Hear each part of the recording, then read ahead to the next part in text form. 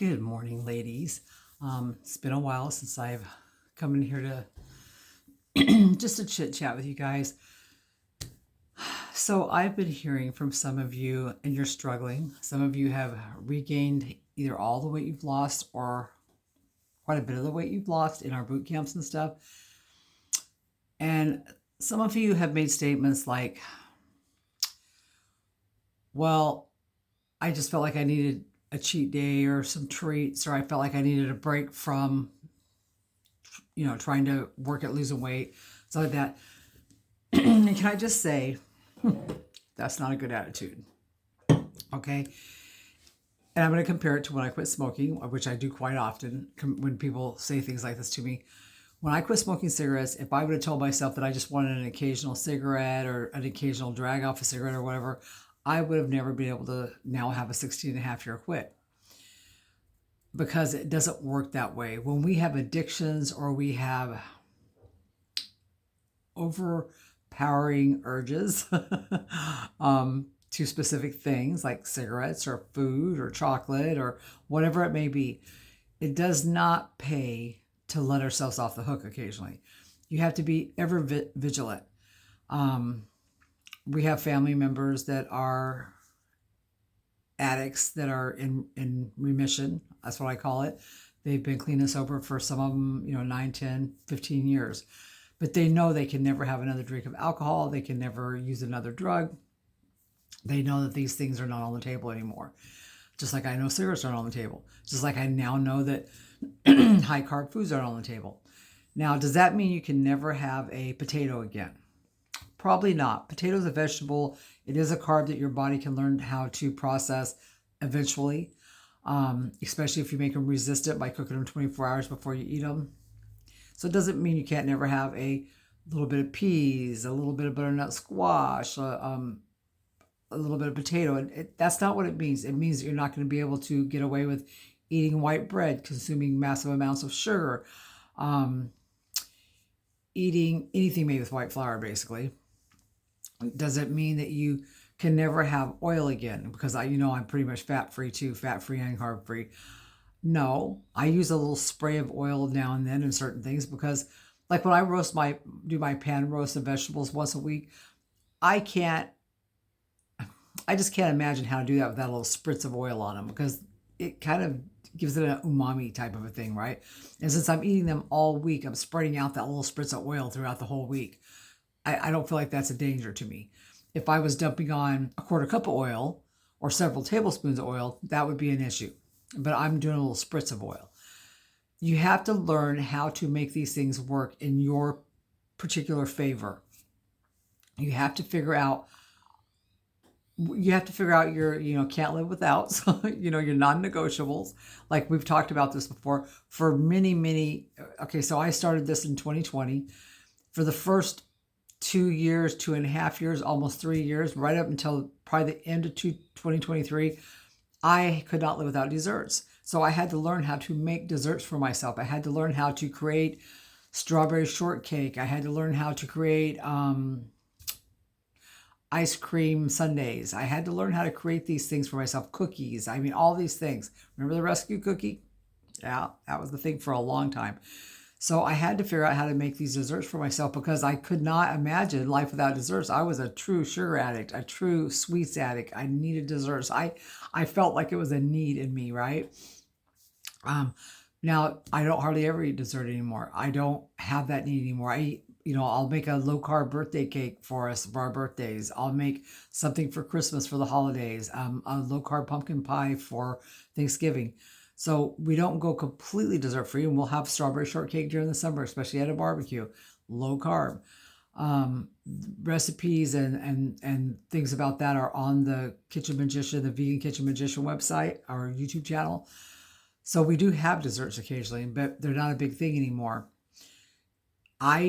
You guys know that a few months ago, I really took the plunge and I tried to see if I could eat breads and crackers and chips and just all manner of goodies when it came to carbs. And I gained 15 pounds so fast. And that was on top of the 15 from my surgery. So I was literally 30 pounds overweight again. I was like, oh shit. And it was a horrifying place to be in because I don't never want to get back up close to 200 again. That just scares the crap out of me, right? I'm afraid that in my mind, if I ever got really heavy again, I don't know if I have it in me at 63 years old. I don't know if I have it in me to fight my way back. So I had to get a grip on this really quickly. So I turned it around by doing mostly no carb days. I do, and yes, that can be done now. I made a list and I believe it's in here somewhere. If you look for it, it's under no carb foods, right? Um, and it means they're less than one or lower, right? Or none. So I do 3 days a week, zero carb. Everything I eat has to be on that zero carb list. And it doesn't matter if I eat my zero carb pea crumbles 2 times that day. If that's what it has, if that's all I have, then that's what I'm having that day because it's the only low carb thing in the house. Um, Usually there's other things, I can usually, like, I've got those noodles that are zero carbs and I can mix those with some pea crumbles and make like a pasta style dish, or arugula, which is a low carb food. There's all kinds of low carb foods out there. I will try to find that list and bump it up for you guys if I can. If I can't find it at all, I will look for wherever I put it and post it for you guys. It's important that you learn what your body needs. On the days that I am eating carbs, I try to keep them anywhere from 5, 6, 7, 8, 9, 10. They'll go all the way up to 20 maybe. And once in a great while, they might even go up to 30 in a day. That's really rare because I make my own bread. I make a loaf of bread about every 2 weeks. It's that low carb. I posted the recipe on one of the videos that I don't remember which one. I'll see if I can find it, but it is posted. It's a very easy recipe. It's also in our group. So, either one, you should be able to find that recipe. And it's a yeast bread, so it's sliceable, it's soft like bread. You can make sandwiches out of it. And you can make low carb sandwiches, guys. There's stuff out there to make low carb sandwiches out of. Make a peanut butter sandwich and just don't use a whole lot of peanut butter. I mean, there's ways you could use it. I like it more like a toast type thing with Just Egg for breakfast. Just Egg has a brand new nutrition profile. If you have not checked out Just Egg, since they've completely repackaged and redesigned and redone the actual recipe, you should check them out. No saturated fats, they're way lower in everything. They're higher in protein, and there's less than 1 gram of carbs for one serving. You can make an egg sandwich. That sounds good, right? There's mayonnaises that are out there. I like the Hellmann's or Best Foods or whatever mayonnaise. 0 carbs. Don't eat a lot of it because it is basically all fat. So you don't want to go crazy with it. You can also make your own mayonnaise out of 0 carb tofu. There's lots of 0 carb tofus on the market now. Lots of them. I go and by 0 carb, I mean that the net carbs is 0. So to have 2 carbs, but 2 grams of fiber, that makes it net carb 0. So that's what you're aiming for. So a couple days a week, 2 to 3. If you have a lot of weight to lose, 3 to 4. That many days you want 0 carb. On the other days, you want the lowest carbs you can possibly get, staying within your range of foods, right? But occasionally you want to bump it up to maybe 30 grams. It's actually hard for me to go over 20 now because I eat kind of the same foods. Like we started a thing here last few weeks. My husband wanted to eat breakfast and lunch instead of lunch and dinner. So we started doing that. So my breakfast is almost always 0 carbs. It's a slice of my bread and a little bit of Just Egg, and it comes out to 0 carbs. My lunch is usually 5 carbs or less. And on my 0 carb days, that's 0. I eat a lot of those healthy noodles, which are 0. I eat a lot of pea crumbles, which is 0. A lot of my tofu, which is 0. So it's really easy to do this now. You guys are making it too hard on yourselves.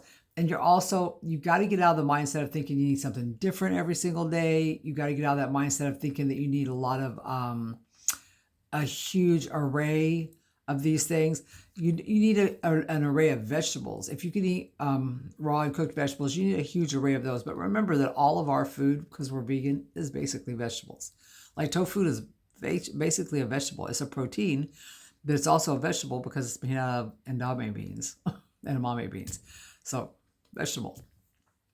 Pea crumbles, vegetable. So you're getting a lot of vegetation no matter what. But if you can eat raw vegetable stuff, definitely, get your raw spinach, get your raw arugula, have your salads, make your own ranch. I mean, I've showed you guys how to do these things. Stop stressing yourself out and stop making this so hard. It does not have to be as hard as what you're making it. Okay. So, Do a couple of days of zero carbs. Go zero carb, low carb, zero carb, low carb a few times a week.